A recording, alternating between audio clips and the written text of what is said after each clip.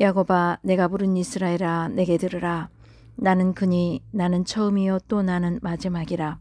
과연 내 손이 땅의 기초를 정하였고 내 오른손이 하늘을 폈나니 내가 그들을 부르면 그것들이 일제히 서느니라. 너희는 다 모여 들으라. 나 여호와가 사랑하는 자는 나의 기뻐하는 뜻을 바벨론에 행하리니 그의 팔이 갈대아인에게 임할 것이라. 그들 중에 누가 이 일들을 알게 하였느냐?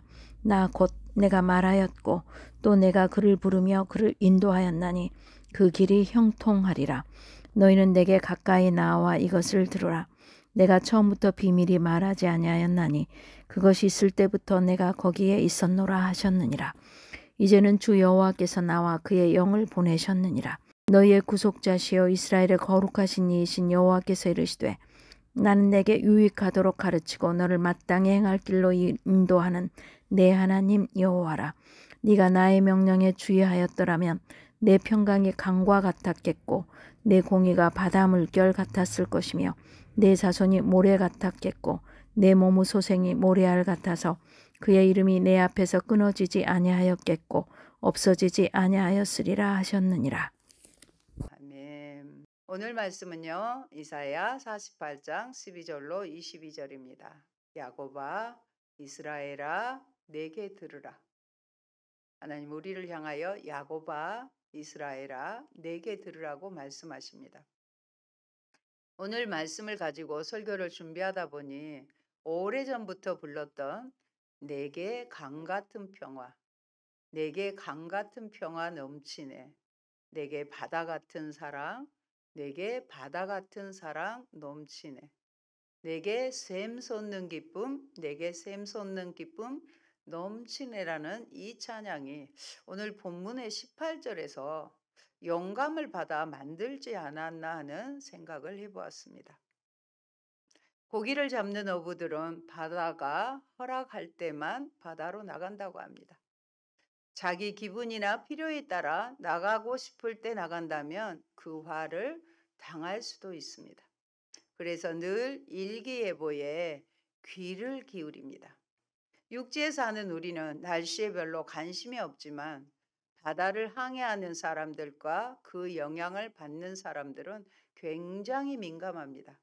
제가 30대 때 여름방학을 하자마자 여교사들이 섬으로 첫 여행을 가자고 해서 비가 왔어요. 그렇지만 그냥 진행을 했습니다. 여수 여객선 터미널에 도착하니 왠지 썰렁했습니다. 우리처럼 결항 소식을 듣지 못한 팀만 몇 팀 보였습니다. 이처럼 하늘이 바다의 평온함을 허락할 때 그들은 바다로 나갑니다. 오늘 말씀은 야곱아 이스라엘의 이름을 부르시며 내게 들으라고 하십니다. 14절은 다 모여 들으라. 16절은 내게 가까이 나와 이 일을 들으라고 하십니다.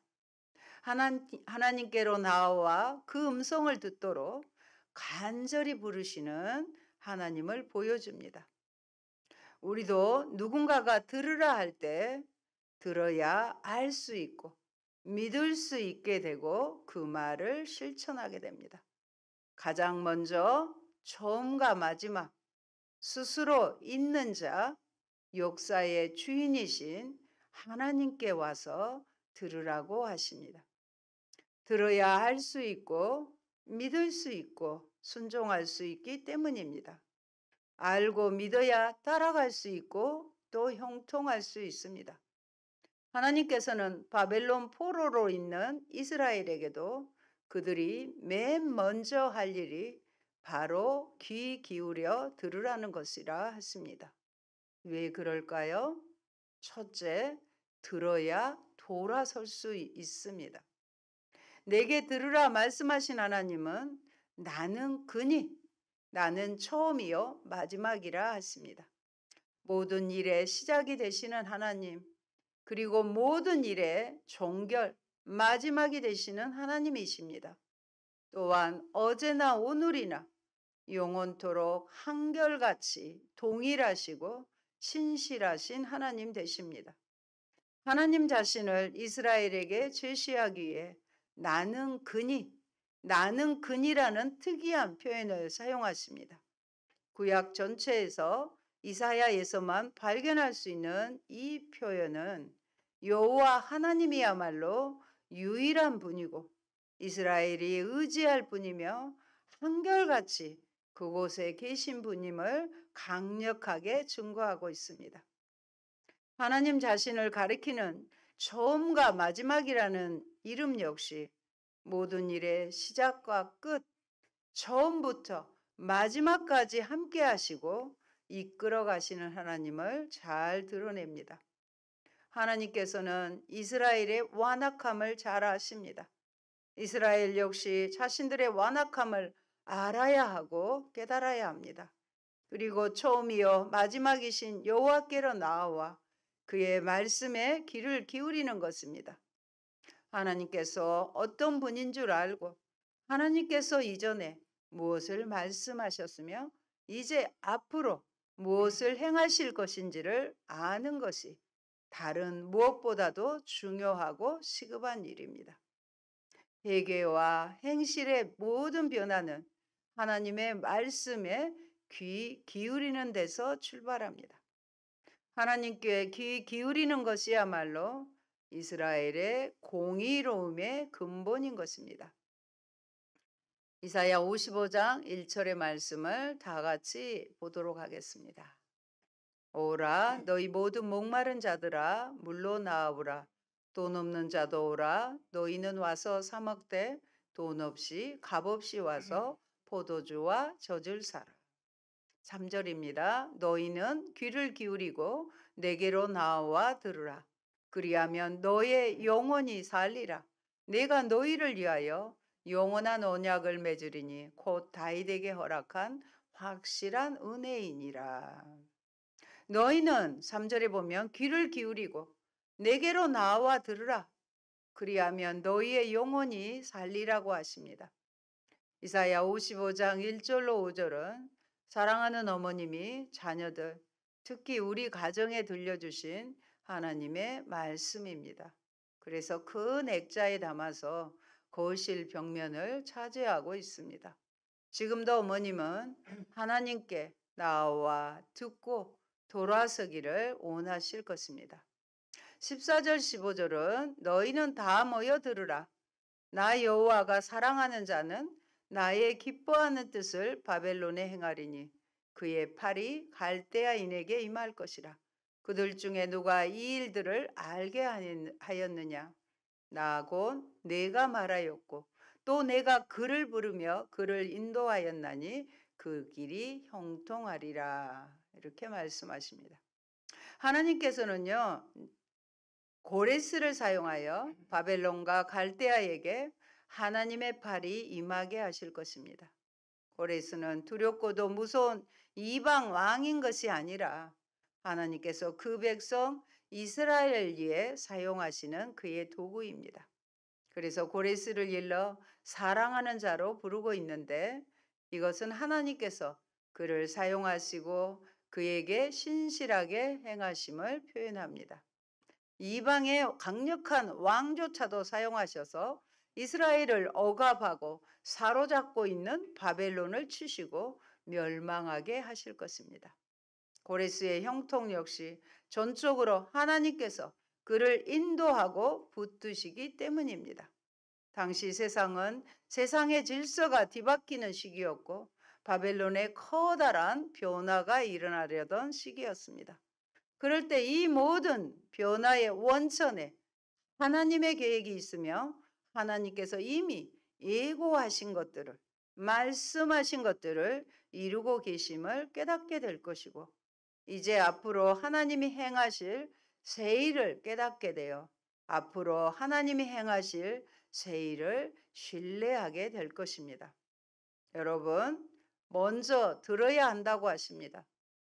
무조건 떠나라고 하시지 않습니다.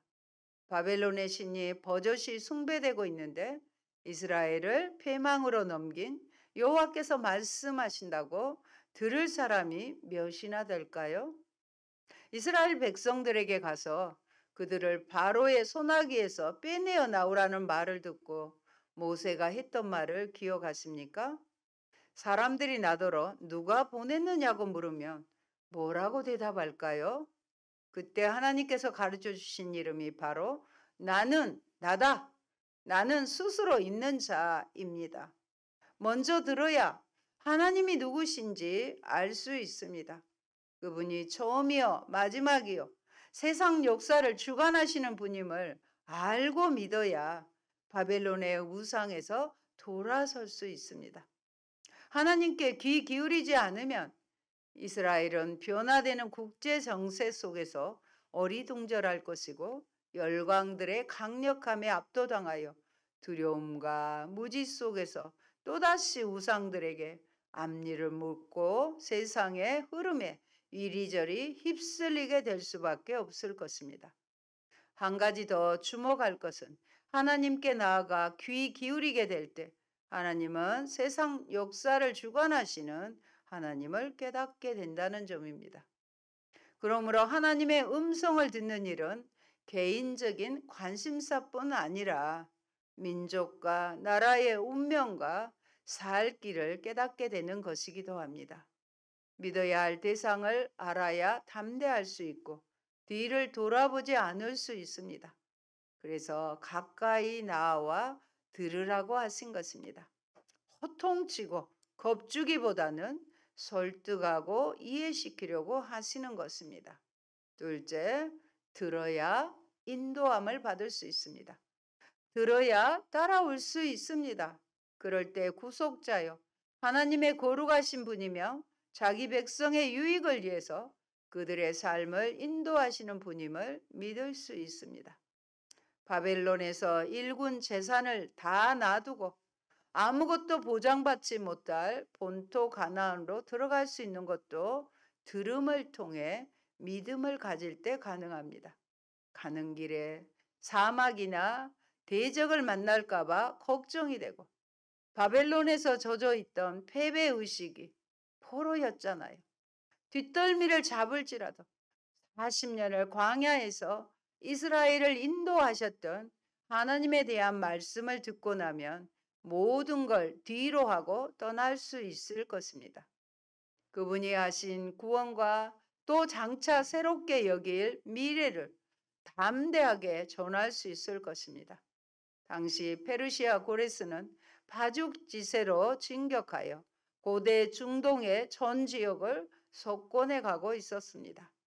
당대의 강국인 메디아를 아우르고 리디아까지 점령하게 되자 이제는 정말 바벨론만 남게 되었습니다. 이 말씀을 전하는 예언자는 고레스의 등장을 미리 예고하신 하나님을 강력하게 증거하면서 이스라엘로 현재의 삶을 전부로 여기지 말고 안주하지 말고 바벨론을 떠날 준비를 할 것을 촉구하고 있습니다. 17절의 말씀입니다. 너희의 구속자시여 이스라엘의 거룩하신 이이신 여호와께서 이르시되 나는 내게 유익하도록 가르치고 너를 마땅히 행할 길로 인도하는 내 하나님 여호와라. 이처럼 하나님께서 이스라엘을 이끌어 가시는 모든 목적은 그들의 유익이에요. 저와 여러분을 인도하시는 하나님은 우리에게 저에게 유익을 주시기 위해서 마땅히 행할 길로 인도하시는 하나님이신 것입니다. 이를 위해 하나님께서는 그들에게 무엇을 행할지 또 어떤 길로 가야 할지 이르십니다. 그러므로 이스라엘의 바벨론 포로 생활 역시 본질적으로 비록 포로였지만 본질적으로는 그들의 유익을 위해 하나님께서 인도하신 길임을 깨닫게 됩니다. 이 사실이 믿어지시는지요? 하나님이 그렇다고 포록하지요? 그렇지만 이 사실이 믿어지는가요? 하나님은 이스라엘에게 그저 관대하신 분만이 아니에요. 냉정하게 바벨론에 망하게도 하시고 포로가 되게도 하시는 분이십니다. 하나님은 이스라엘과 달콤하고 특별한 관계 안에서만 머물러 계시기를 원하지 않으시고 이스라엘을 성장하게 하시며 그를 통해 그들에게 유익이 있게 하시는 분이십니다. 그래서 포로의 고통과 어려움도 겪게 하신 것입니다.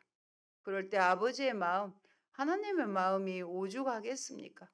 그런데 그 포로로 돌아오기로 예정된 포로라는 의미가 있습니다. 이번에 정말 감사한 것은 뭐냐면 바벨론의 포로는요, 그냥 그곳에 포로로 잡혀서 끝나는 것이 아니라 하나님의 시간에 예정된 때에 돌아오기로 예정이 됐다는 그 말이 저에게는 너무 은혜였습니다. 우리가 당하는 환난과 고통은 그걸로 끝나는 게 아니라 그 환난과 고통에서 다시 돌이키게 하시는 하나님의 애정이 들어있다는 것을 여러분 분명히 아셨으면 좋겠습니다. 이를 생각할 때 우리는 하나님께서 모든 것이 합력해서 선이 되게 하시는 분인 것을 이해하게 될 것입니다. 아시는 말씀이지만 우리 다 같이 선포하겠습니다. 로마서 8장 28절. 우리가 알거니와 하나님을 사랑하는 자, 곧 그의 뜻대로 부르심을 입은 자들에게는 모든 것이 합력하여 선을 이루느니라. 그 모든 것에는 좋은 일만이 아니라 안 좋고 힘들고 안 하고 싶은 것까지도 합력해서 선으로 바꾸어 주시는 분이십니다. 여러분, 여러분의 삶에서 이 말씀이 정말로 믿어지고 어떤 상황 가운데서도 하나님의 선하심을 믿으십니까? 물론 믿으셔야 합니다. 지금은 이해가 안 되어도 주님의 주권을 인정하며 견디어 나가는 것이 바른 신앙의 자세입니다. 마치 여호수아와 갈렙처럼요. 다 광야에서 거꾸러지고 그토록 바랬던 가나안에 들어가지 못한 이스라엘 백성들을 기억하십시오. 이번에 6개월에 걸친 긴 시간 동안 교회 화장실 방수와 카페를 리모델링했습니다. 이마에 흐르는 땀이 너무 많이 나서 일하시는 분이 2권을 써야 할 정도였는데 가을이 가고 겨울이 되어 방학이 되니까 조금 조바심이 났습니다. 어서 무료 독서실을 하고 싶었기 때문입니다. 그런데 덜컥 집사님이 병원에 입원했습니다. 야고보서 설교를 요즘 하고 있는데 시험을 참는 자는 복되다는 것을 경험하기를 원하신 것 같았습니다. 인생은 꽃길이 없습니다. 그러나 천국에서는 꽃길이 아닌 황금길을 걸을 것입니다. 주님께서 평강을 주셔서 잘 견디고 인내하고 회복하셨습니다. 병원에서 비싼 병원비, 소음료를 냈으니 이제는 주님의 음성을 더 잘 듣고 건강한 식습관과 생활 습관을 가지기를 소망해 봅니다. 긴 인생길에 말씀으로 주님의 음성을 듣고 기도로 주님의 음성을 확인하며 주님과 동행하는 시간들이 되기를 원합니다. 이번에 저는 모퉁이털 선교회 68회 선교 컨퍼런스에 참석합니다. 이 설교는 제가 가기 전에 작성했어요. 북한 선교의 뜻을 두고 함께 기도하고 동참할 자들을 마하나임으로 부르고 얼마 전에 1박 2일 소집도 하였는데 정작 저 혼자 가게 되었습니다. 늘 동행하시던 권사님이 유럽 여행을 가시고 병원 일정상 함께하지 못하는 권사님도 있어서 결국 혼자서 가게 됩니다. 10년이 넘게 참여하면서 하나님 아버지의 마음을 알고 아버지의 뜻을 들었기 때문에 먼 거리에도 가벼운 교통사고에도 함께 방을 쓴 권사님들과 정치적인 신념이 달라도 주님의 음성을 들었기에 가려고 등록했습니다. 주님의 성령이 함께 하시고 천사들로 돌보아 주실 것을 믿습니다. 그리고 이렇게 온전한 모습으로 은혜로 이렇게 강건하게 돌아왔습니다. 사람들은 왜 스포츠 경기장에 비싼 관람료를 주고 입장하고 영상 매체로도 가능한데 굳이 콘서트 현장을 가는 이유는 그곳에서 주는 감동이 다르기 때문입니다.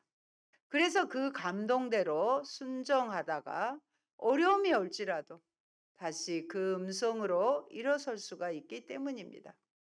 어떤 일이 있거나 주님의 음성을 들었을 때 바로 실천할 수 있는 마음을 주심 감사합니다.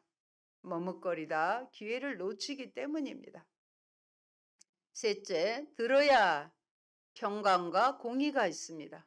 18절 말씀에요. 내가 나의 명령에 주의하였더라면 내 평강이 강과 같았겠고 내 공의가 바다 물결 같았을 것이며 19절에 내 자손이 모래 같았겠고 내 몸의 소생이 모래알 같아서 그의 이름이 내 앞에서 끊어지지 아니하였겠고 없어지지 아니하였으리라 하셨느니라. 하나님이 이스라엘이 하나님의 명령에 주의할 때 그들에게는 강 같은 평화와 바다 같은 공의가 넘실대게 될 것입니다. 그들의 자손은 또 모래같이 많을 것이고 그 이름이 하나님 앞에 결코 잊히지 않을 것입니다. 하나님의 명령에 주의한다는 것은 사람이 하나님의 모든 계명을 다 지킬 수 있다는 뜻이 아닙니다.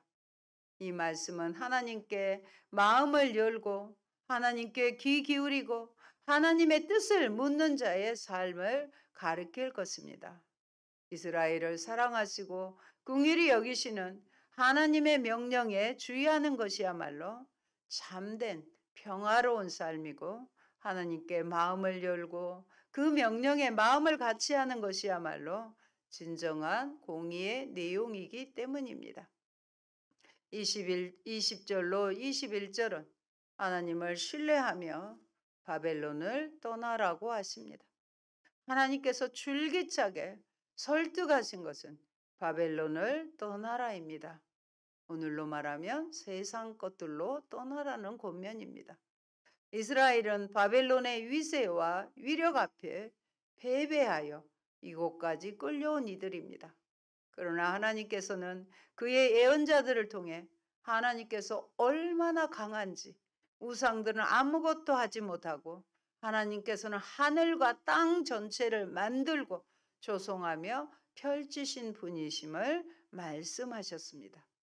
하나님은 이미 지금 이루어진 일을 예적부터 알리셨고 앞으로 이제까지 알지 못하였던 새로운 일이 있을 것도 이제 말씀하십니다. 이 모든 말씀을 통하여 하나님은 이스라엘이 하나님께 귀 기울이고 그의 명령에 순종할 것을 촉구하십니다. 그의 명령에 순종하면 강 같은 평화, 바다 같은 공의가 임하게 될 것입니다. 그러니 이제 바벨론을 떠나십시오. 70년 포로 생활을 청산하고 노예 근성에서 떨쳐 일어나서 안 될 것 같고 실패할 것 같은 두려움과 체념에서 일어나서 바벨론을 떠나고 갈대아인들에게서 피하십시오. 그들이 일어나게 될 때에 첫 출애굽 때에 광야와 사막길을 통과하게 하신 하나님께서 그들의 길을 인도하시며 목마르지 않게 하실 것입니다. 과거에 행하신 하나님을 기억하는 것은 오늘의 순종과 실천의 토대가 됩니다. 여러분, 듣지 않으면 바벨론의 위용에 위세에 눌릴 것입니다.